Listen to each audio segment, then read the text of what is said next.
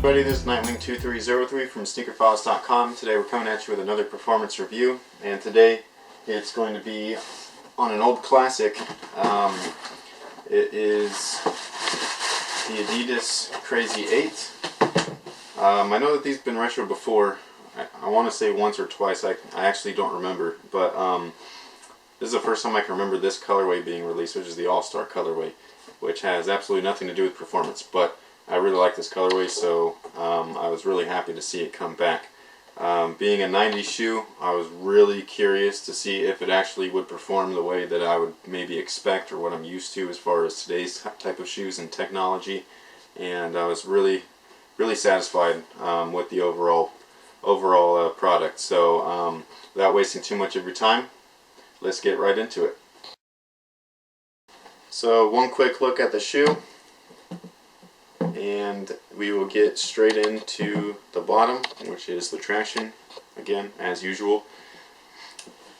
You can see that they use traditional herringbone, and honestly it worked really well on certain floor conditions. The only thing that I would like to have seen, again, this is a retro though, so I really don't expect anything to be changed too drastically as far as the overall look goes, like how they once were. But as far as today goes, herringbone has been modified quite a bit, and I'm trying to see if I have an example behind me, which I don't. Well,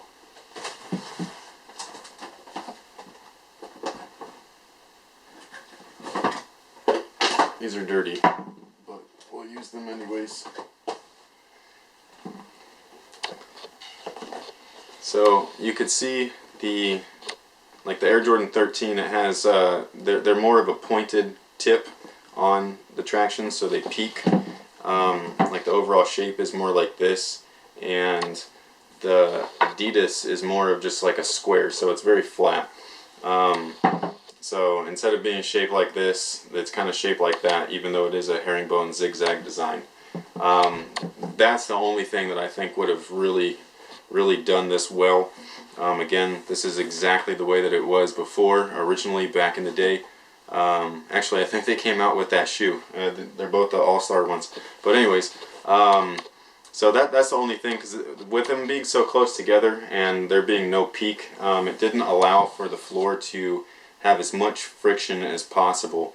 I don't think I've ever said this on video, but basically when you have a peak or a pointed traction tip, it's like you're brushing the floor with it. So you know, when you brush something, it definitely goes against whatever it is, like the bristles and stuff like that. So there's just a little bit of friction there, which this didn't have.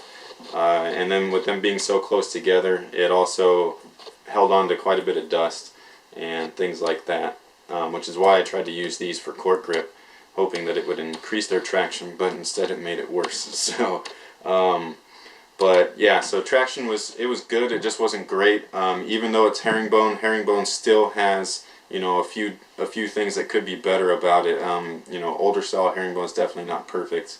The Kobe 4 is a perfect example where they're at a point, it's peaked, and then it goes entirely across the entire bottom of the shoe, and then they're not recessed like these are. So if you look at the side of the shoe, it's, you know, all one level, and the Kobe 4s, the traction is actually reversed to where the traction is prominent instead of inside of the shoe.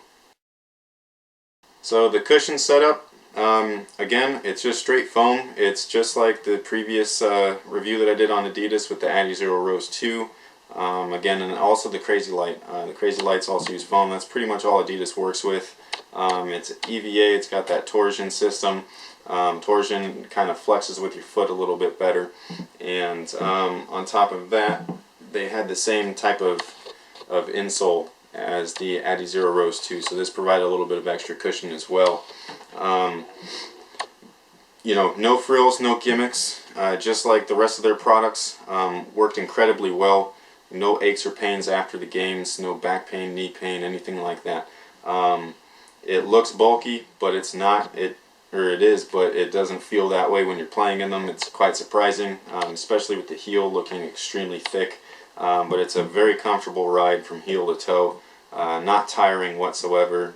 They're not too heavy. They are heavier than a lot of shoes today, but it's not too heavy, so it didn't really affect me whatsoever. I was able to keep these on all night, no problem.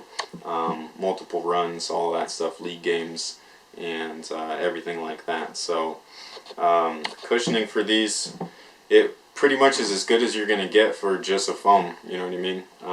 The only thing that I think would beat the basic foam that they use in here, the EVA, would be maybe Under Armour's Micro G is pretty much on point.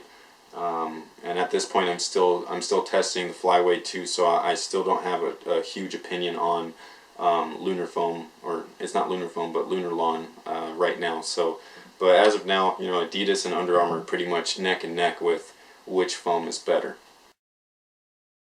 As far as the materials and the fit is concerned, they fit perfect, true to size. There was a small area right here where I was getting a lot of pain actually the very first night. Basically what I did is I unlaced the shoe and I pulled the material, just kind of kept stretching it, trying to get it to soften up a little bit, break in, things like that. I wore them every chance I could around the house, inside, before games and things like that, just to try to get them to loosen up a little bit. Once they did, everything was perfect. It does use a full-on leather upper, and then you have some like patent leather pieces, and then your foam midsole. So, you know, break-in time, you do need it, definitely. Once it's done though, they feel amazing. You know, that's probably one of the things that I do miss about 90s shoes, is just the materials alone. Adidas doesn't skimp out on you like some other brands. So, you know, I really enjoyed it.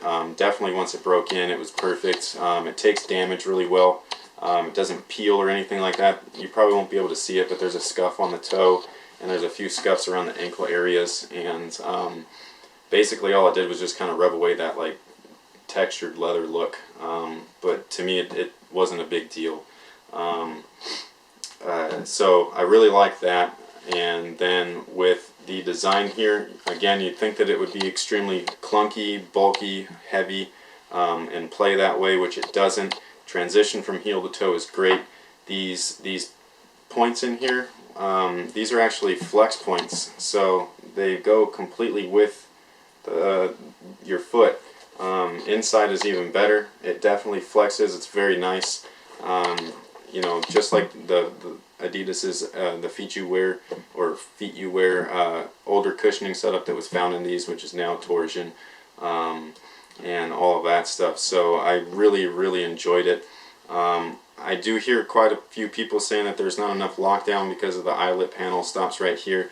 I don't know if that's what these things were made for. These 3M strips here, that's what they look like though, and they go all the way here. Actually, you can use those as an eyelet. So that was basically the top eyelet, and when you tighten it up, it pulls the heel.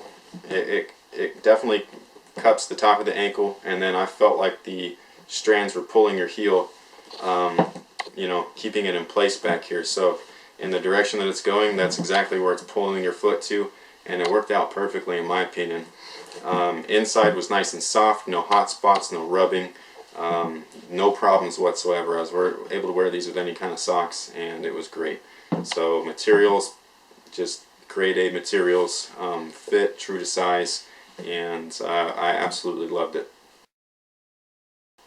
Ventilation on the sneaker, honestly there really isn't any. You have the full leather upper, there's no perforations on it whatsoever, the tongue is not mesh, and that, you know, what more can you say? I mean, if there's no breathability, there's no breathability, right? Did it have a factor in the performance value of it? For me personally, no, it didn't. The little foam cages here really held your foot in there. Both sides didn't matter, and there was no slipping whatsoever during movement side to side, front to back. As long as you get your true size, you won't have any front to back slip as well. So you know, and then the addition of using those two eyelets, or the top two, I don't know what they're called, these little wire things, these loops, using that in there locked your heel down perfectly fine. So even though there was no ventilation, it did not cause a problem for me. But you know, when I do rate the issue, it will be a 0 because there is absolutely no ventilation. Now all my reviews are based on my opinion, so when I give them a 1 to, I don't know what the scale number is, 1 to 5 or 1 to 10, and if I rate it a 0 because there's clearly no perforations in there, no breathability whatsoever, I mean, I'm not going to lie about it, I can't give it a 2 when there's 0 breathability in there. So, but yeah, that's just my opinion. No breathability, didn't really, you know, do much as far as, you know, downplaying the shoe's performance. I thought that everything from traction on up was pretty much fantastic. Loved the price, loved the shoe. Love adidas, you know what I mean? So what else can you say? It was a great time to play in these, and I'm definitely want to get some more. Alright guys, so here's one more quick look at the shoe. Pretty much covered everything as far as the performance value goes.